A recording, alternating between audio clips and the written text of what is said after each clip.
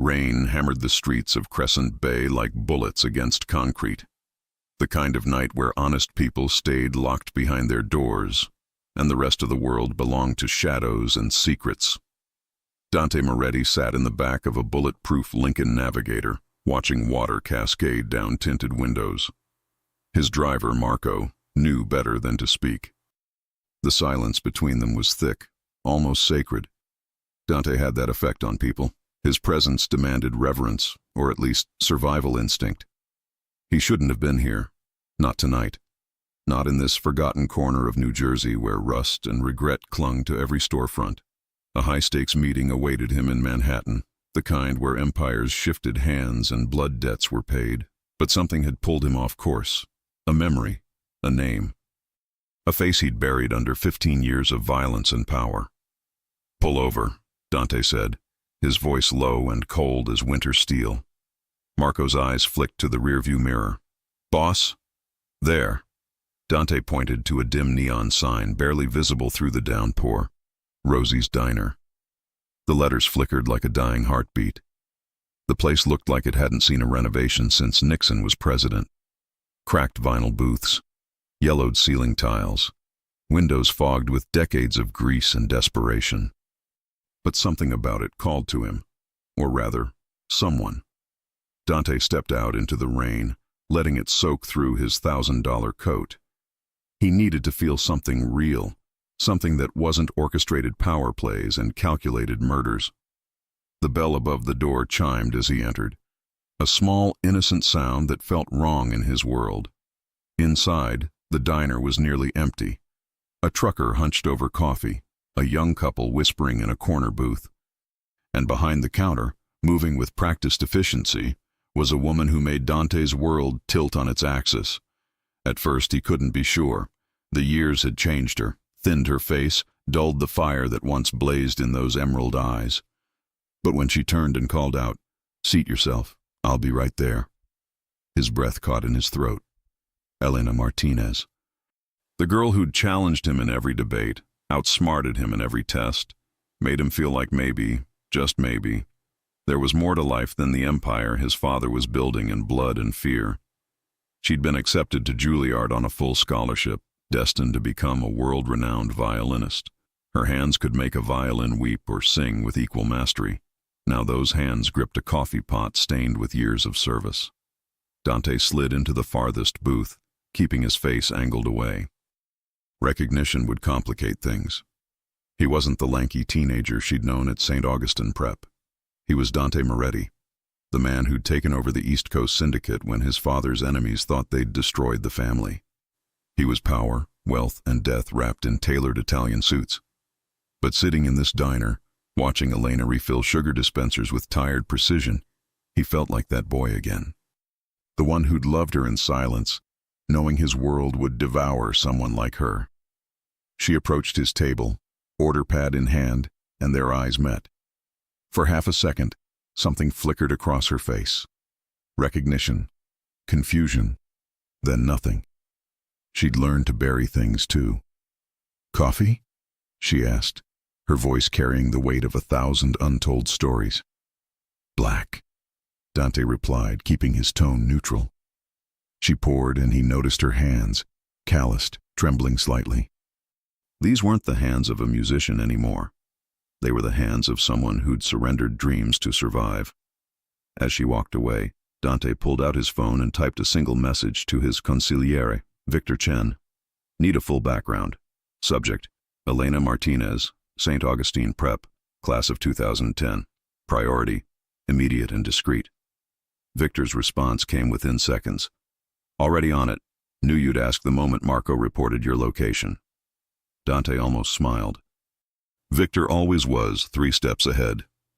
He stayed in that booth for 2 hours, nursing cold coffee and watching Elena navigate between tables with mechanical precision. Every smile she gave customers was a mask. Every word she spoke was scripted by exhaustion. She'd become a ghost of who she was meant to be. And Dante Moretti, a man who'd built an empire on ruthlessness and fear, felt something crack inside his chest. Something he'd thought his father had beaten out of him years ago. Compassion, regret, maybe even love that never died, just hibernated under layers of violence.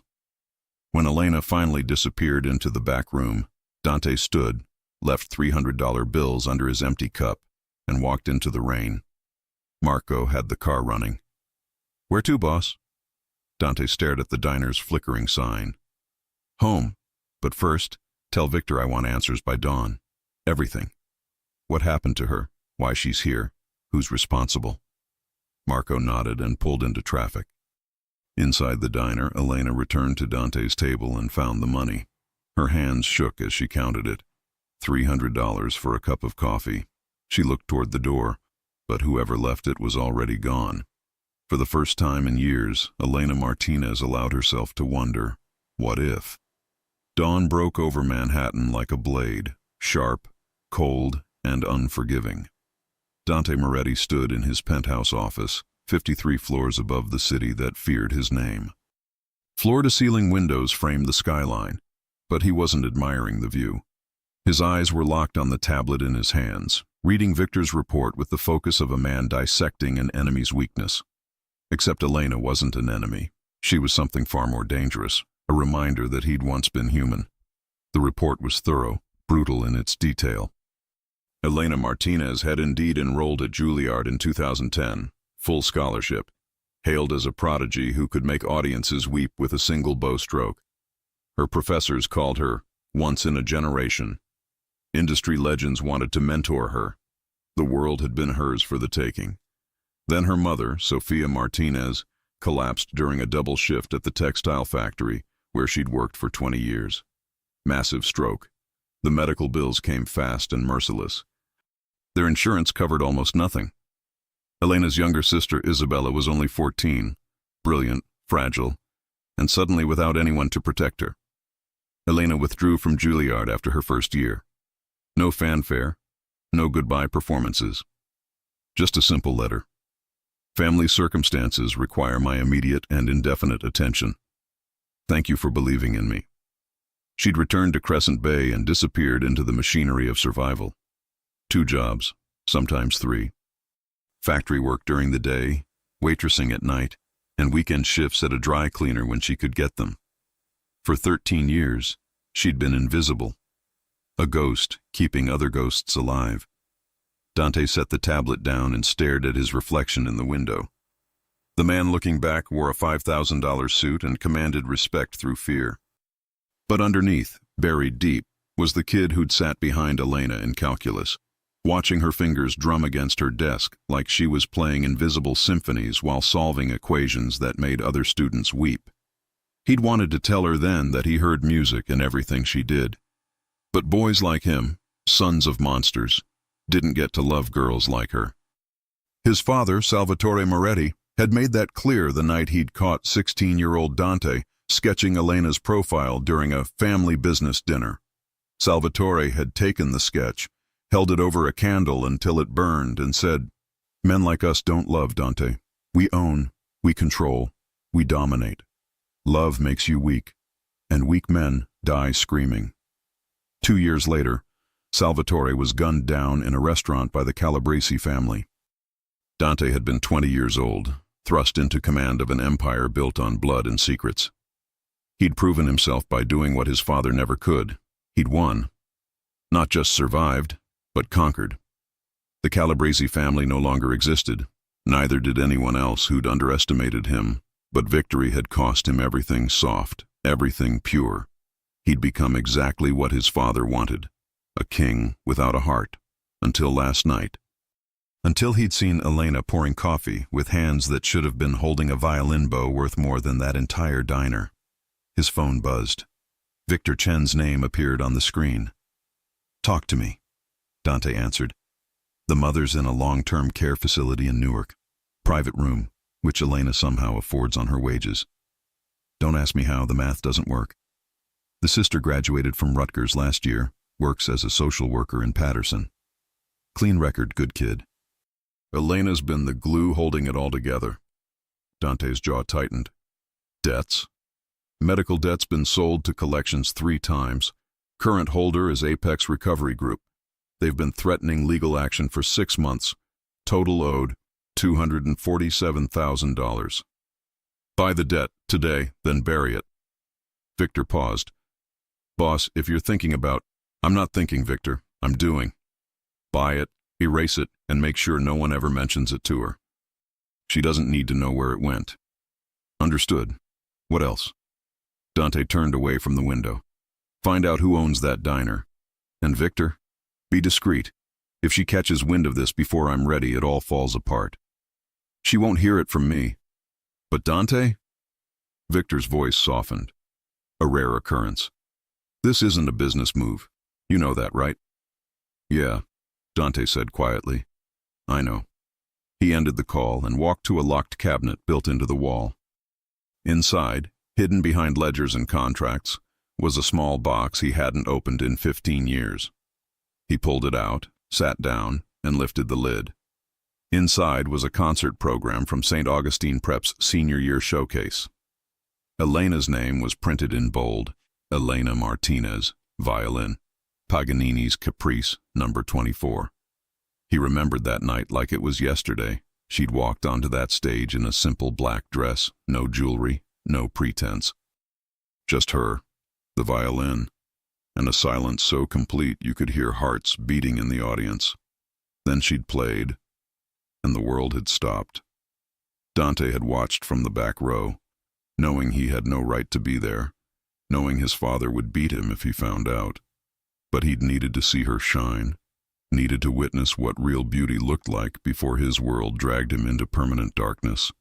After the performance, he'd waited by the side exit, gathering courage to speak to her. But Marco, already working for his father then, had found him first. Your old man knows you're here. We gotta go. Now. That beating had lasted an hour. Salvatore had used his fists, his belt, and his words. You think you're better than this family? You think some girl with a violin will save you from who you are? You're mine, Dante. And you'll be exactly what I made you to be. The next day at school, Elena had smiled at him in the hallway. You came last night. I saw you leaving. He'd wanted to tell her she was magic. Instead, he'd said nothing and walked away. It was the kindest thing he could do, spare her from his poison. Now, sitting in his fortress of power and isolation, Dante made a decision that would either redeem him or destroy everything he'd built. He pulled out his phone and dialed a number few people possessed. Dmitri, he said when the Russian answered. I need a favor, the legal kind. Dmitri Volkov laughed, a sound like gravel in a blender. Dante Moretti asking for legal favors? The world must be ending. I need you to set up a foundation. Arts funding, scholarships, community programs. Clean money, clean operation. And I need it done quietly. How quietly? My name doesn't appear anywhere. Ever. There was a pause. This is about a woman. Dante didn't answer, which was answer enough. I'll have the paperwork by tomorrow, Dmitri said. But Dante, be careful. Men like us don't get happy endings. I'm not looking for a happy ending, Dante replied. I'm trying to give someone else theirs. He hung up and stared at Elena's name on that old program. 13 years she'd sacrificed.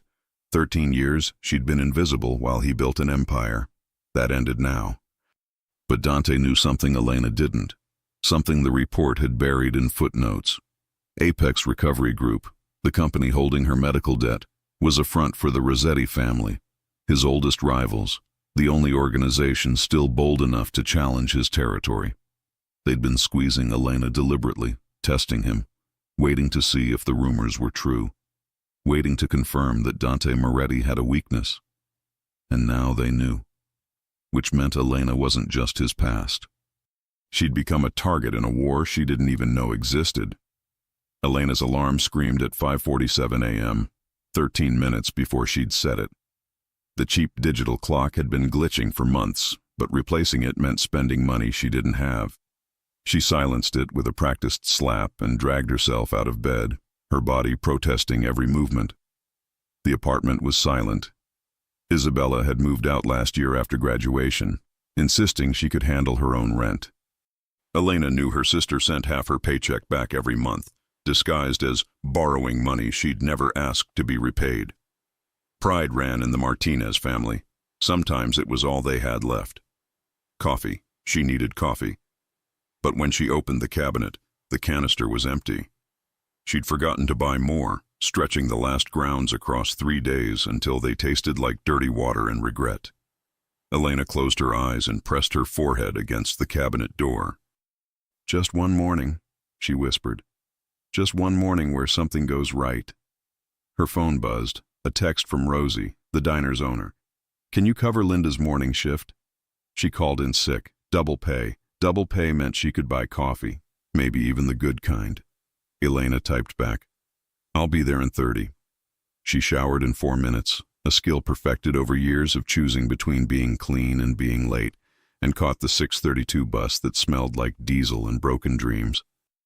Crescent Bay looked different in early morning light, less threatening, more exhausted, like everyone here was just trying to survive until sunset. The diner was already open when she arrived, Rosie behind the counter brewing the first pot of the day. Rosie was 67, built like a bulldog, and had a heart that bled for every broken soul who walked through her doors. "You look like death," Rosie said, pouring Elena a cup without asking. "Feel worse." Elena gulped the coffee, burning her tongue. "Thanks for the shift. Thank me by not collapsing. You're running yourself into the ground, mija." Elena tied her apron and grabbed an order pad. "Running's all I know how to do." The morning rush hit like a tidal wave. Construction workers, nurses ending overnight shifts, insomniacs seeking refuge in eggs and bacon. Elena moved through it mechanically, her smile a weapon she'd sharpened over years of customer service. By 10 a.m., the crowd had thinned. Elena was wiping down tables when the bell above the door chimed. She glanced up, ready with her automatic greeting, and the words died in her throat. 3 men walked in. They wore suits too expensive for Crescent Bay, moved with a synchronization that screamed danger and radiated the kind of authority that made normal people look away. The one in front was older, silver-haired, with eyes like polished obsidian. Victor Chen. She didn't know his name yet, but she'd learn it soon enough. "Elena Martinez?" he asked, his voice carrying the precision of a surgeon's scalpel. Her survival instincts kicked in. "Who's asking?" Victor smiled, the kind of smile that never reached the eyes. "Someone who'd like to speak with you, privately." Rosie appeared from the kitchen, wiping her hands on a towel. Her grandmother had survived the Sandinistas. She knew predators when she saw them. "Elena doesn't go anywhere with strangers. State your business or get out." Victor didn't flinch. Instead, he reached into his jacket, slowly, deliberately, and produced a manila envelope. He placed it on the counter. "Inside is a job offer, a legitimate one. My employer would like to meet with Ms. Martinez to discuss an opportunity that would significantly improve her current circumstances." Elena stared at the envelope like it might explode. "I don't understand. I didn't apply for anything." "No," Victor agreed. "But your talent did." He slid a second item across the counter, a tablet.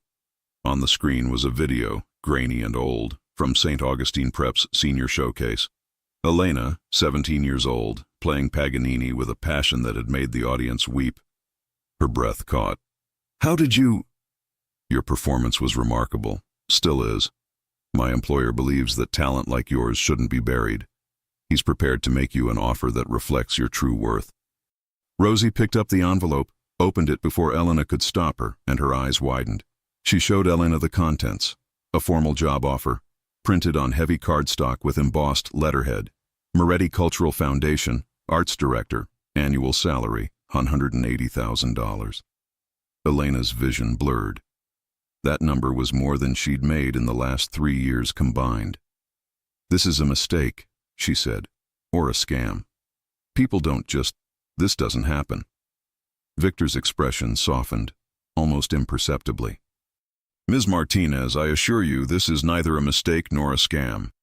My employer has been searching for someone with your specific qualifications, your background in classical music, your understanding of struggle, your ability to see beauty in broken things. The foundation needs a director who understands that art isn't just about perfection, it's about survival." "Who's your employer?" Elena demanded, her voice shaking. Victor paused, choosing his words carefully. Someone who knew you a long time ago, someone who never forgot what you were capable of becoming. The diner seemed to tilt. Elena gripped the counter for balance. I need a name. Meet with him first, hear the offer, then decide. Victor placed a business card next to the envelope. There's a car outside. It'll take you to a meeting, 1 hour of your time. If you don't like what you hear, walk away. No strings, no obligations. But Ms. Martinez. His eyes locked onto hers. This is the door you've been waiting for. The only question is whether you're brave enough to walk through it. Rosie put a hand on Elena's shoulder. You don't have to go anywhere, mija. But Elena was already untying her apron. Something in Victor's words had awakened a part of her she'd buried. The part that used to believe impossible things could happen. The part that once dreamed. 1 hour, she said. Then I'm coming back. Victor nodded. 1 hour. The car was a black Mercedes, pristine and intimidating. Elena slid into the back seat, her heart hammering. They drove through Crescent Bay, then onto the highway toward Manhattan. The city rose before them like a fortress of glass and steel, beautiful and terrifying in equal measure. They pulled up to a building in Tribeca, all modern architecture and whispered wealth. Victor led her through a marble lobby to a private elevator that required a key card. They ascended in silence. The doors opened to a penthouse office that stole Elena's breath. Art lined the walls, originals, not prints. Rothko, Basquiat, and tucked in a corner, almost hidden, a small painting she recognized from her art history classes. A Vermeer study, worth more than entire city blocks. But it was the man standing by the window who made her world stop spinning. He turned, and 13 years collapsed into nothing. Hello, Elena, Dante Moretti said softly. It's been a long time. Her knees nearly buckled. Dante? He looked nothing like the boy she remembered. That boy had been lean, nervous, always glancing over his shoulder like he expected punishment. This man was carved from marble and menace. Broad shoulders, tailored suit, eyes that had seen things she couldn't imagine. But when he smiled, just barely, she saw the ghost of who he'd been. You're probably confused, he began. Confused? Elena's voice cracked. You disappeared after graduation. No goodbye, no explanation. And now you're… what? Some kind of billionaire offering me charity? Not charity, Dante said firmly, stepping closer. Recognition. You were the most talented person at St. Augustine. You deserved every opportunity. But life took those from you. You don't know anything about my life. I know you withdrew from Juilliard to care for your mother. I know you've been working yourself to death for 13 years. I know your medical debt is destroying you. And I know…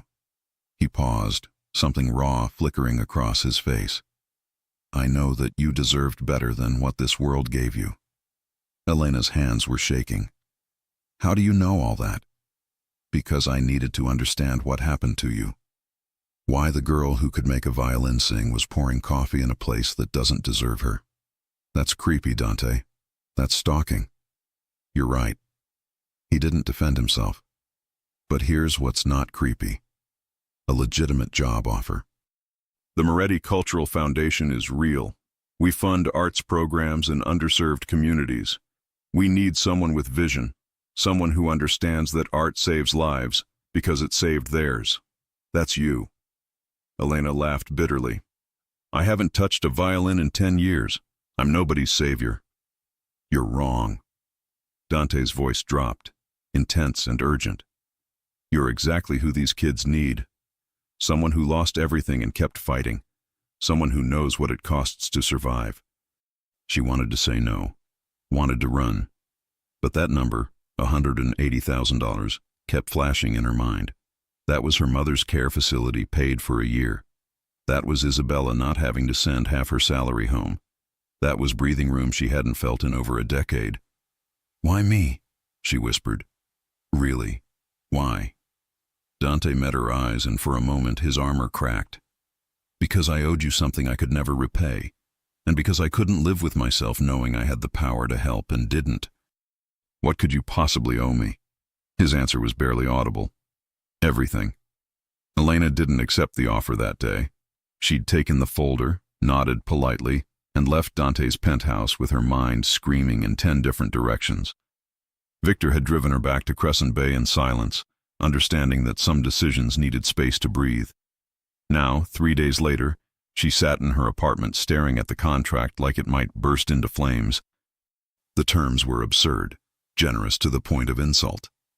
Full health insurance for her entire family, signing bonus of $50,000, an operating budget that made her dizzy, and buried in the fine print, a clause that made her throat tighten. The director shall have complete creative autonomy, with no interference from the board or foundation officers. Complete autonomy. From a man like Dante Moretti. She didn't trust it. Couldn't. Men didn't build empires by giving away power. And Dante Moretti, she'd done her research, wasn't just wealthy. He was dangerous. The articles were careful, legally scrubbed, but the implications bled through every carefully worded paragraph. Alleged ties to organized crime. Rumored connections to East Coast syndicates. Investigated but never charged. The boy she'd known at St. Augustine had been quiet, brilliant, and sad. Always sad, like he carried weights no one else could see. She'd wanted to know him better, but he'd kept everyone at arm's length, especially her. Now she understood why. Her phone rang. Isabella's name flashed on the screen. "Tell me you signed it," her sister said without preamble. "I'm thinking." "Elena, that's the problem. You think too much. This is the break you've been killing yourself for." "It's from Dante Moretti, Izzy. Do you know who that is?" A pause. "I Googled him. Yeah, he's probably connected to some shady stuff." "But Elena..." "So what? You're not joining the MAFIA. You're directing an arts foundation, a legitimate one that's been operating for 5 years with 0 scandals." Elena rubbed her temples. "Why would he do this? We barely knew each other in high school." "Maybe he had a crush on you. Maybe he's trying to launder his conscience. Maybe he's genuinely trying to do something good. Does it matter? You've sacrificed everything for 13 years. Let someone sacrifice something for you." After they hung up, Elena walked to her closet and pulled down a case she hadn't opened in a decade.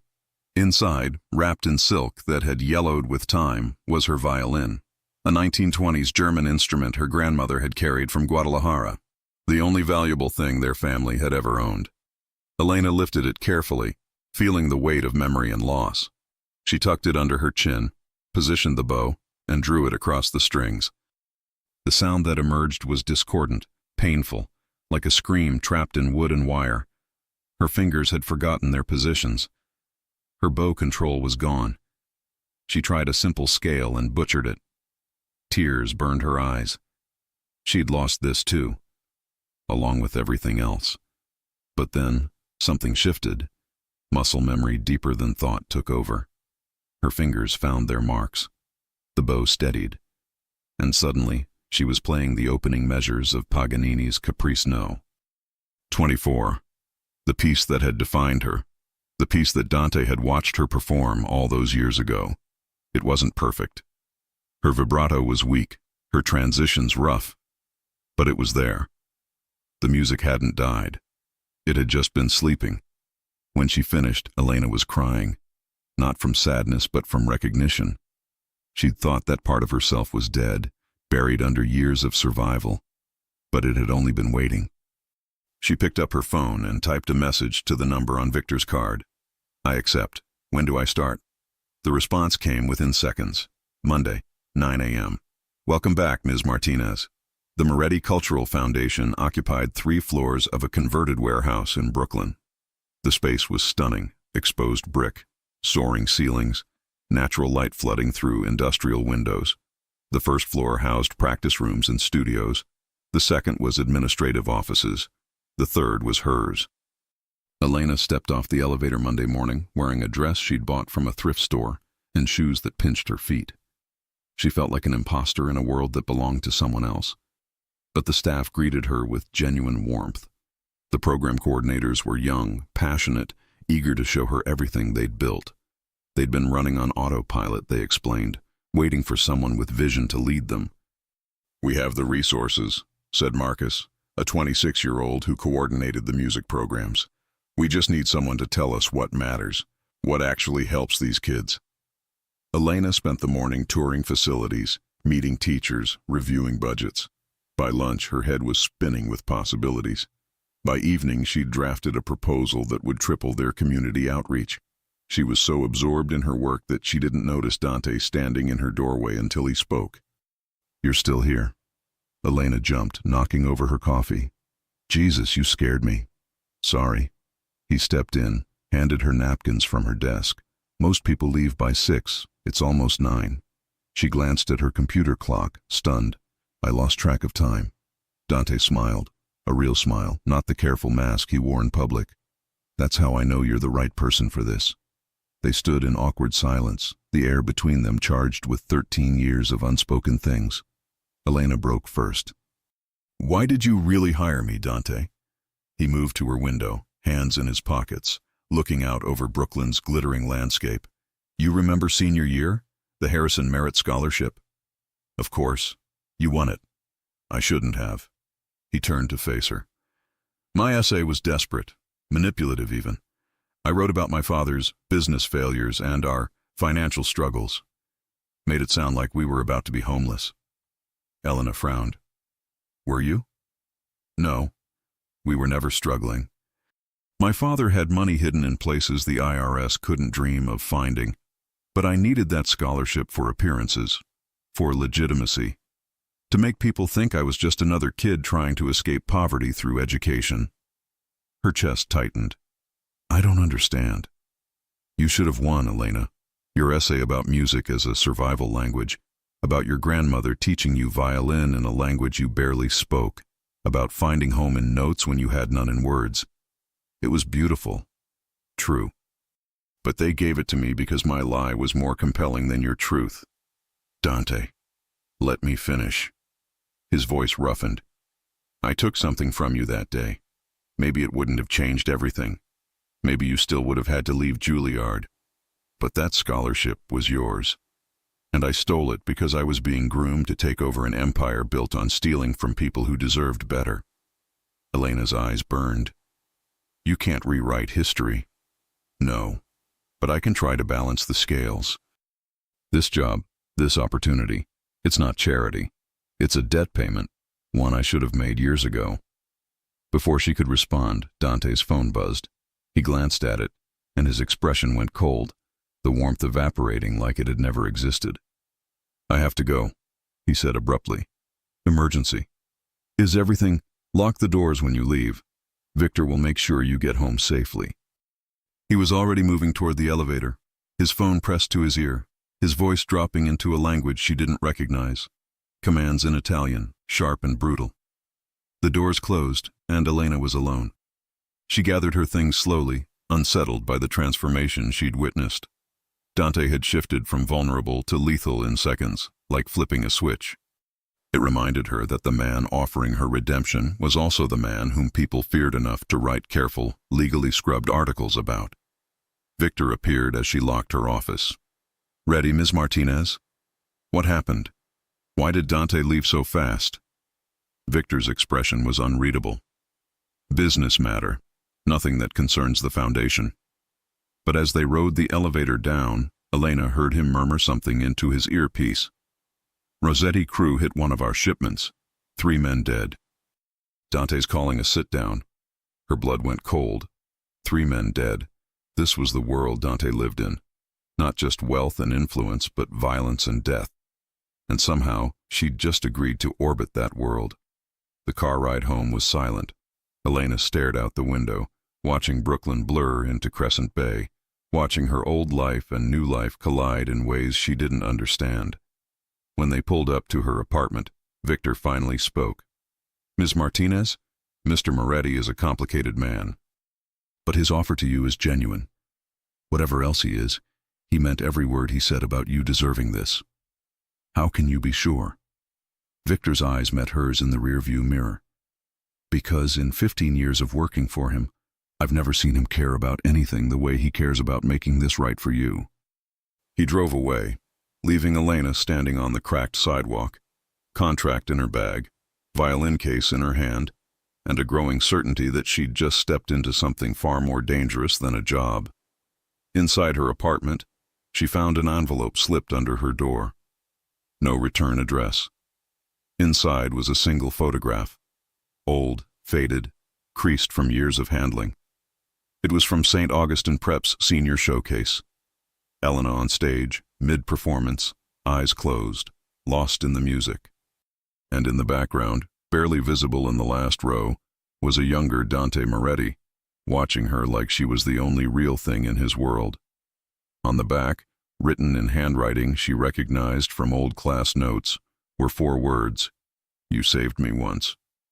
The Rossetti family didn't believe in subtle warnings. When they wanted attention, they made statements written in blood.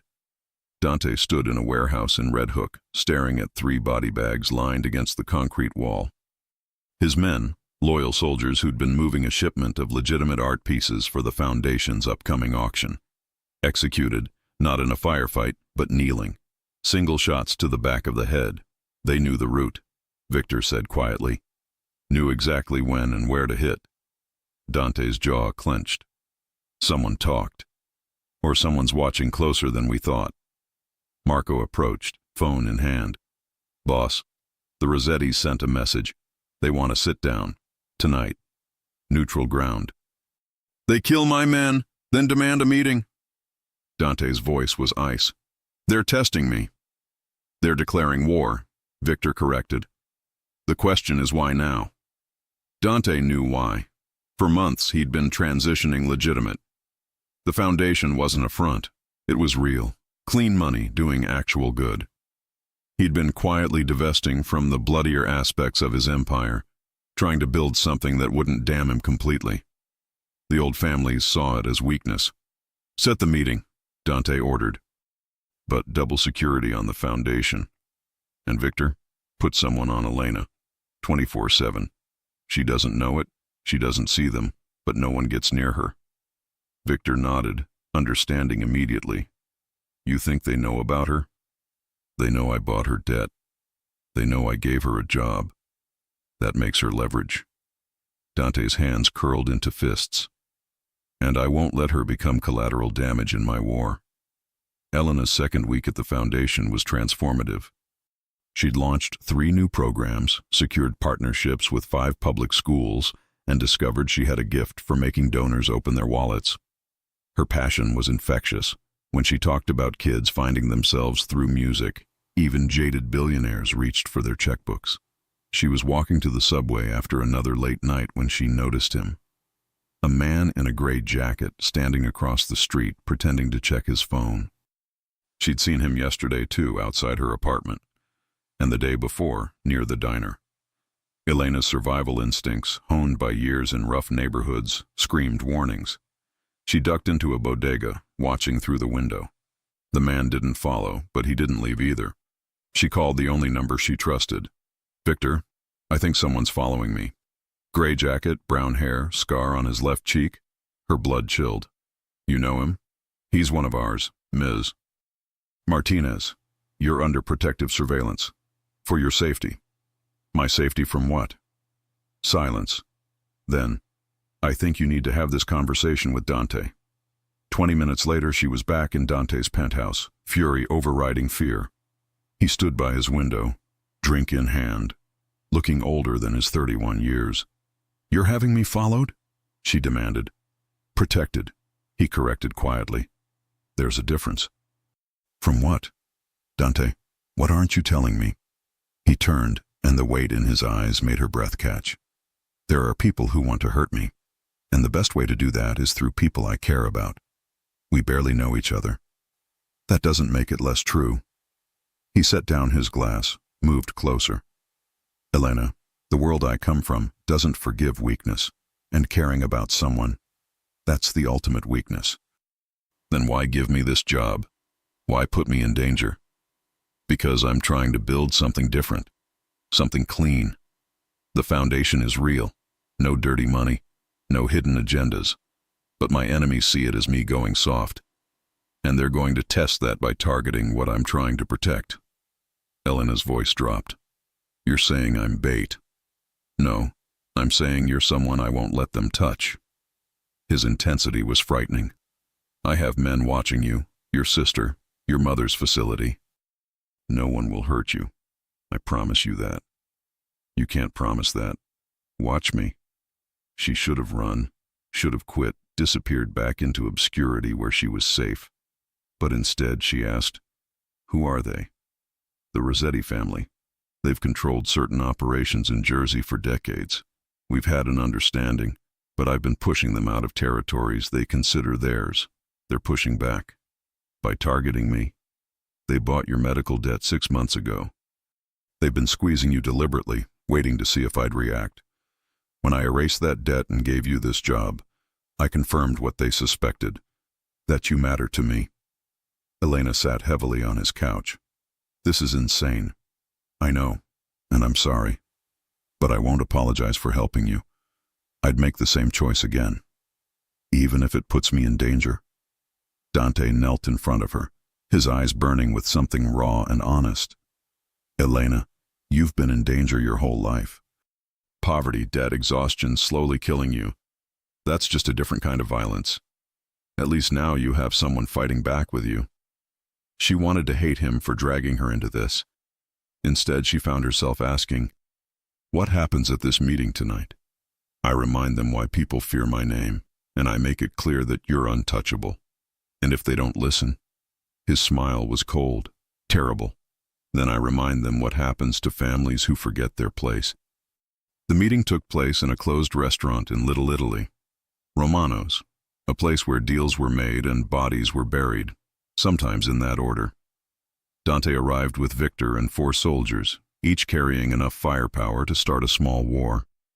Anthony Rossetti sat at the head table, flanked by his consigliere and muscle. He was 58, silver-haired, with the kind of smile that preceded terrible things. Dante Moretti, Anthony said, spreading his hands. The prince becomes king. Your father would be proud. My father's dead because he underestimated his enemies. I don't make that mistake. Yet here you are, making yourself vulnerable. Anthony leaned forward. A charity foundation? Art programs? You've gone soft, boy. I've diversified. There's a difference. And the girl, Elena Martinez, that diversification too? The temperature in the room dropped. Dante's men tensed, hands moving toward concealed weapons. Careful, Dante said softly. You're about to cross a line. Anthony laughed. We already crossed it when we bought her debt. Been squeezing her for months, watching to see if you'd bite. And you did. So predictable. You want to talk debts? Let's discuss the 300 grand you owe me from the Newark shipment. Consider it payment for a lesson. Don't let personal feelings compromise business. Anthony's smile vanished. Give us the Red Hook territory, or we'll take something you value more. Dante stood slowly, buttoning his jacket. You touch her, you die. Not quick, not clean. I'll dismantle your family piece by piece until no one remembers the Rossetti name existed. Big threats from a man who's forgotten how to pull a trigger. What happened next was poetry written in violence. Dante moved like lightning, grabbed Anthony's consigliere's wine glass and smashed it across his face, then pulled a gun none of them had seen and pressed it to Anthony's temple before his guards could react. I haven't forgotten anything, Dante whispered. I've just been choosing mercy. But for you, I'll make an exception. Victor's men had weapons drawn, creating a standoff. Blood dripped from the consigliere's ruined face. Last chance, Dante said. Walk away from Elena, forget Red Hook, and we maintain peace. Or test me and find out why people still cross the street when they see my name. Anthony's hands were shaking. You're making a mistake. No, I'm correcting one. Dante released him, stepped back. This meeting's over. They left Romano's knowing war was inevitable, but Dante had bought time to secure Elena, time to fortify his positions, time to prepare for the storm. What he didn't know was that the storm was already inside his walls. Marcus, the young program coordinator Elena had befriended, stood in a bathroom stall at the foundation, phone pressed to his ear. "He's protecting her around the clock," Marcus whispered. "No way to get close without starting a war." The voice on the other end was patient, calculating. "Then we don't take her. We frame her. Make Moretti doubt everything. Destroy the trust. Destroy the protection." "How?" "You work in her office. You have access to her computer. It's time to earn what we're paying you." Marcus ended the call, stared at his reflection in the mirror. He'd taken the Rossetti money 6 months ago when his gambling debts became death sentences. Now he was in too deep to escape.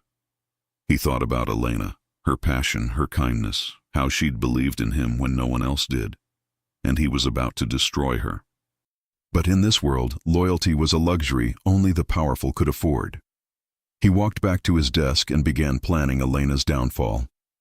3 weeks passed in fragile peace. Elena threw herself into work, trying to ignore the armed shadows that followed her everywhere. The foundation was thriving. Enrollment had tripled, donations were pouring in, and she'd just secured a partnership with Lincoln Center. She was reviewing grant applications late one Thursday when her computer froze. The screen went black, then filled with cascading code. "What the hell?" Marcus appeared in her doorway. "Everything okay?" "My computer just crashed. Can you—" "I'll call it." He was already pulling out his phone, but Elena caught something in his expression. Fear, guilt. The IT specialist arrived within minutes, one of Dante's people. She'd learned to recognize them. He examined her computer, his face darkening with each passing second. "Ms. Martinez, I need to take this, now." "What's wrong?" "Please, just let me secure it." An hour later, Elena sat in Dante's office while Victor laid out the evidence. Her computer had been used to access CNS proprietary files, encryption algorithms worth millions. The breach was traced to offshore servers linked to the Rossetti family. "That's impossible," Elena said, her voice hollow. "I didn't access anything. I barely understand half the technical systems." "The logs show otherwise," Victor said gently. "Your credentials, your workstation, your access times." Dante hadn't spoken. He stood by his window, back turned, radiating a cold fury that terrified her more than any weapon. "Dante," Elena pleaded, "you have to believe me. I would never—" "Stop." His voice cut like glass. "Just stop." He turned, and the man looking at her wasn't the one who'd offered redemption. This was the kingpin, the killer, the monster people whispered about. "I gave you everything," he said quietly. "Trusted you. Defended you, and you sold me out to my enemies. No, someone's framing me. That's what they all say." He moved closer, and she'd never felt more afraid. "You know what I do to traitors, Elena? What I'm expected to do?" She was crying now, shaking. "Please, you know me." "I thought I did." He turned to Victor. "Lock down her accounts, revoke all access, and get her out of my sight before I do something I'll regret." "Dante, wait! Get out!" His roar echoed through the penthouse. Victor took her arm gently. "Come on, Miss Martinez." As she was led to the elevator, Elena looked back. Dante stood alone, framed by his city of glass and steel, looking more isolated than any human should be. The doors closed, severing whatever fragile thing they'd built. Elena was escorted back to her apartment, her protection detail now feeling like prison guards. She sat in the dark, replaying everything, searching for answers. Her phone buzzed. A text from an unknown number. "They're using you. Check the program coordinator's desk, 3rd drawer. A friend." She stared at the message. A trap? Or the truth? At 3 a.m., she made a decision. She called the one person who might still listen. "Isabella, I need your hacking skills, and I need you not to ask questions." Her sister arrived an hour later with a laptop and determination. "What are we doing?" "Breaking into the Foundation server, finding out who really accessed those files." "Elena, that's—" "I know, but I'm already buried. Might as well dig for the truth." What they found in the metadata changed everything. Isabella's fingers flew across the keyboard, her eyes reflecting streams of code. "This is insane. Their security is military grade. Can you get in? I didn't say I couldn't. Isabella grinned despite the danger. Just that whoever built this knew what they were doing. 20 minutes later, they were inside the Foundation's server logs. Isabella pulled up the breach timeline, cross-referencing access points and IP addresses. Look at this, Isabella pointed. The access shows your credentials, but the IP address bounces between 3 locations in 40 seconds. That's physically impossible unless you're teleporting. Someone cloned my login? More than that. They spoofed your device signature, your typing patterns, even mimicked your mouse movements. This wasn't some script, kiddie. This was professional-grade hacking. Isabella scrolled deeper. But they made one mistake. See this? A timestamp, 11:47 p.m., the night of the breach. I was here, Elena said, in my apartment. My work laptop was locked in my desk at the Foundation. Exactly. Which means someone with physical access to the building used an internal terminal. Isabella pulled up building access logs. Only 3 people were in the office at that time. Maintenance, night security, and Marcus Chen. Elena's stomach twisted. He stayed late that night. Said he was catching up on paperwork. Isabella dug deeper, pulling financial records that made both sisters go pale. He's been receiving payments from a shell company registered in Delaware. $50,000 over 6 months. The Rossettis. Has to be.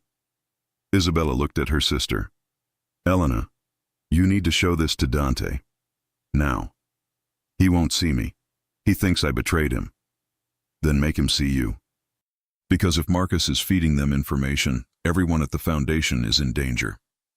Getting past Dante's security wasn't easy, but Elena had one advantage. They still thought they were protecting her, not imprisoning her. She slipped out at dawn, took 3 different subway lines to shake any tail, and showed up at Dante's building before most of the city woke. The lobby guard recognized her. Ms. Martinez, you're not cleared to... Tell Victor it's about Marcus Chen and $50,000 in Rossetti money. He'll want to hear this. 5 minutes later, she was in the elevator heading to Dante's penthouse. He was awake, dressed in workout clothes, bruised knuckles wrapped in tape. He'd been in the gym, punishing his body because he couldn't punish the situation. You have 60 seconds, he said without looking at her. Elena handed him Isabella's printed evidence. Marcus has been on the Rossetti payroll for months. He used an internal terminal to access those files using cloned credentials. The IP logs prove I wasn't even in the building. Dante studied the documents, his expression unreadable. This could be fabricated. It's not. Check the bank records yourself. Call your people. But Dante, her voice broke. You've known me since we were 17. You know I wouldn't do this. He finally looked at her, and the pain in his eyes was devastating. I wanted to believe that, but in my world, everyone has a price. Everyone betrays eventually. Not me, never you. Why? The word was raw, desperate. Why would you stay loyal to someone like me? You've seen what I am, what I do. Elena stepped closer, fearless. Because underneath the monster everyone sees, I still recognize the boy who sat behind me in calculus. The one who pretended he didn't care but always made sure I had lunch money when mine ran out. The one who watched me play violin like I was something sacred. Dante's armor cracked. You knew? I always knew. She took his wrapped hand in hers. You're not as good at hiding as you think. Before he could respond, Victor burst through the door. Boss, we have a problem. Marcus Chen just accessed the Foundation's emergency funds. He's withdrawing $2 million and disappeared. Dante's grief transformed instantly into rage. Where? Heading toward Newark, the Rossetti territory. Lock down the Foundation, full security sweep. I want every device, every file examined. And Victor? Dante's smile was predatory. Ready the team. We're going hunting. Elena grabbed his arm. What are you going to do? What I should have done weeks ago. End this. By killing Marcus? By showing the Rossettis what happens when they infiltrate my family. He pulled free gently. Stay here. Victor will keep you safe. Dante. But he was already gone, moving with lethal purpose. The warehouse in Newark was exactly where Victor's intelligence said it would be. Marcus was inside, handing over files to Anthony Rossetti's men, collecting his blood money. Dante's team moved like ghosts, 12 men, heavily armed, surrounding the building in coordinated silence. When Dante gave the signal, they struck. The Rossetti soldiers never had a chance. Dante's people were better trained, better equipped, and infinitely more motivated. Within 3 minutes, 5 men were down, and Marcus was on his knees, hands zip-tied, sobbing. Dante walked through the carnage like death incarnate. "Where's Anthony?" "I don't know, I swear. They just told me to deliver the files and—" "You betrayed Elena." Dante's voice was calm, which somehow made it more terrifying. "She trusted you, believed in you, and you destroyed her to save yourself. I had debts. They were going to kill me. They were going to kill you eventually. I'm going to kill you now." Dante raised his gun. "Wait!" Marcus screamed. "Anthony has something planned. Tonight. He's going after the Foundation directly. He wants to send a message by burning it down during the youth concert. All those kids—" Dante's blood froze. The youth concert. Elena's project. 200 children from underserved communities performing for their families. Scheduled for 7 p.m. It was 5:45 now. How's he getting in? Fire exits. He's got men with accelerants. The plan is to trap everyone inside. Dante looked at Victor. "Get every available man to the Foundation. Evacuate that building. Now." "What about him?" Victor gestured to Marcus. Dante pressed the gun to Marcus's temple, and for a moment, the trigger finger tightened. Then he lowered the weapon. "Tie him up. Leave him for the feds with all the evidence. Let him rot in a cell where he belongs." He was already running for the car. If Anthony succeeded, Elena would die thinking Dante had abandoned her, that he'd believed her betrayal. He couldn't let that be his last truth. The Foundation was alive with excitement when Dante's convoy arrived. Families filled the lobby, children in their best clothes clutching instruments, the air humming with nervous energy. Elena stood near the stage, coordinating last-minute details, unaware of the nightmare racing toward her. Dante burst through the doors with Victor and 20 armed men, and the celebration atmosphere shattered instantly. "Everybody out! Now!" Dante's voice cut through the confusion. "This is not a drill. Evacuate immediately." Parents grabbed children, teachers herded students toward exits. Elena pushed through the chaos toward Dante. "What's happening?" "Rossetti's planning to burn this place down with everyone inside. We have maybe 10 minutes. He grabbed her shoulders. "You need to leave. Now. Not without making sure every kid gets out." "Elena, these are my kids, Dante. I'm not abandoning them." He saw the steel in her eyes and recognized it, the same fire that had made her sacrifice everything for her family. "Fine, but you stay with me." They moved through the building in coordinated teams. Victor's men swept every floor, every closet, every bathroom. The count was agonizing: 187, 193, 198. "2 kids missing," a teacher screamed. "The Ramirez twins. They were exploring backstage." Elena was already running. Dante caught up with her in the backstage labyrinth, a maze of dressing rooms and storage spaces.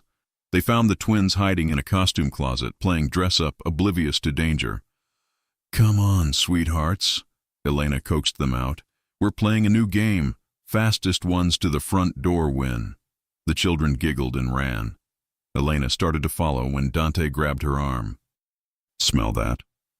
Gasoline. Strong and close.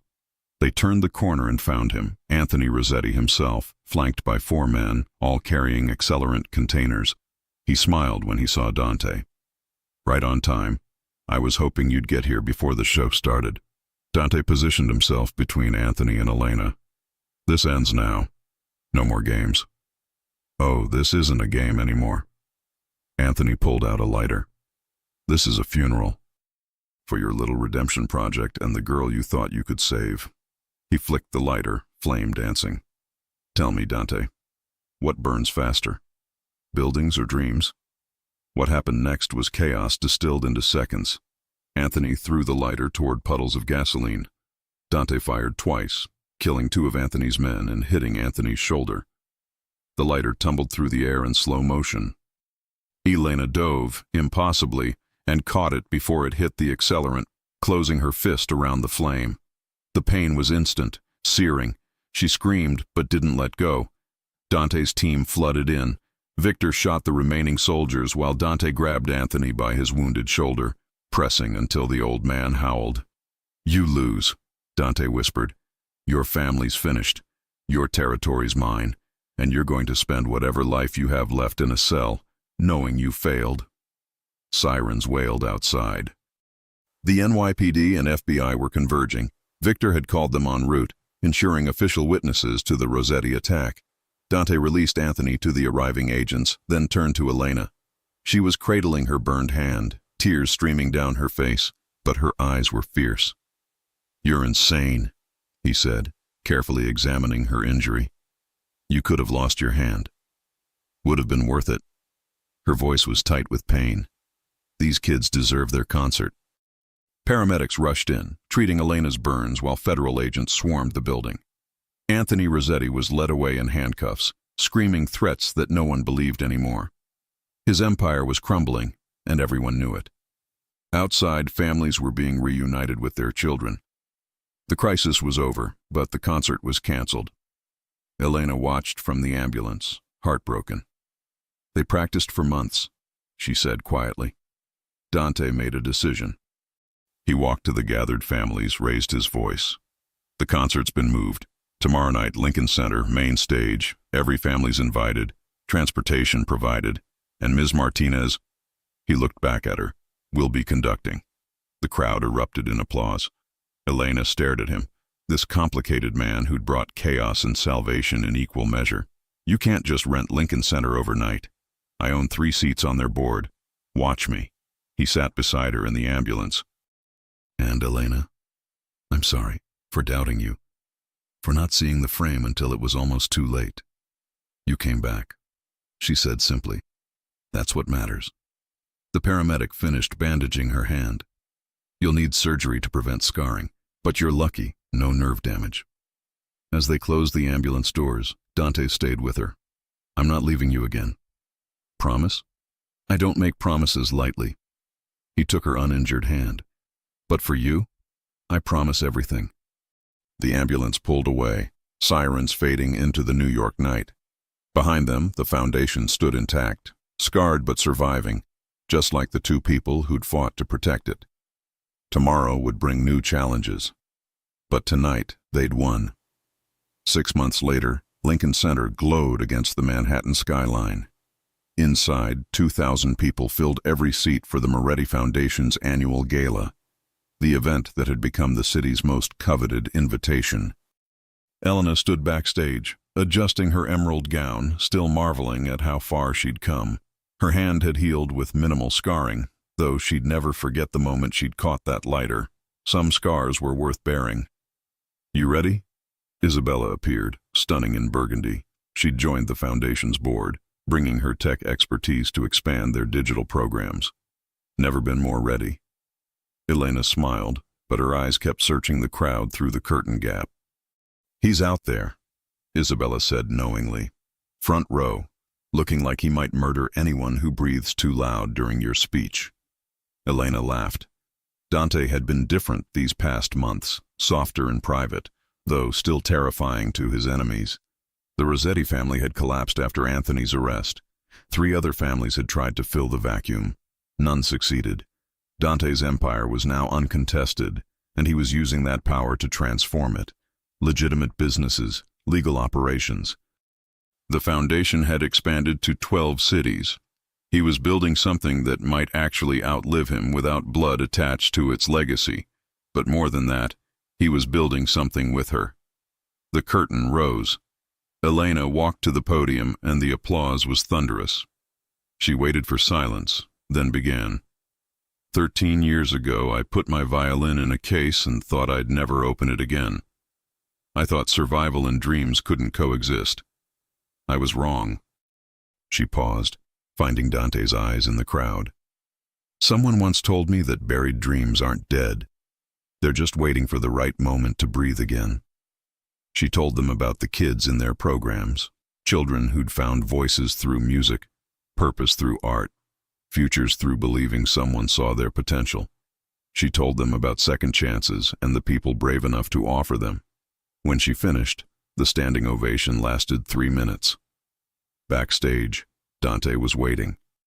He pulled her into his arms, and for a moment they were just two people who'd found each other against impossible odds. "You were magnificent," he murmured against her hair. "We," she corrected. "We were magnificent." He pulled back, his expression suddenly serious. "Elena, I need to tell you something." Her heart quickened. "What's wrong?" "Nothing's wrong. Everything's—" He struggled with words. This man who commanded empires with syllables. "I've spent my whole life taking things. Territory, power, respect. But you're the only thing I want to deserve." He knelt, and Elena's world tilted. "I'm still a dangerous man. My past doesn't disappear because I want it to. But my future—" He opened a small box containing a ring that caught light like captured stars. "My future only makes sense if it's with you." Elena was crying, laughing, shaking. "Dante Moretti, are you asking me to marry a reformed mob boss?" "I'm asking you to marry a man who loves you more than he fears what that love makes him." "Yes." The word was immediate, certain. "Yes, 1,000 times. Yes." He slipped the ring on her finger, stood, and kissed her while applause erupted around them. The staff, the board members, everyone who'd watched their impossible love story unfold. Victor appeared, grinning. "Boss, there's press asking for photos."